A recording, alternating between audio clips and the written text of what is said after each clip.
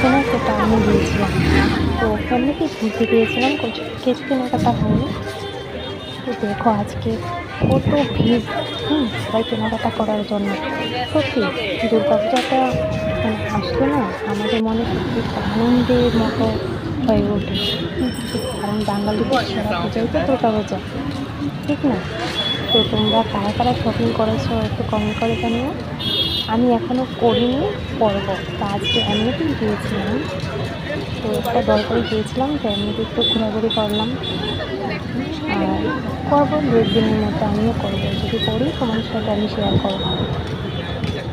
তো কেমন হয়েছে ভিডিওটা জানিও। দেখো অনেক প্রচণ্ড ভিড় আজকে। আর এমনি তো বন্যার কারণে তো সেরকম কেনাকাটা হচ্ছে না।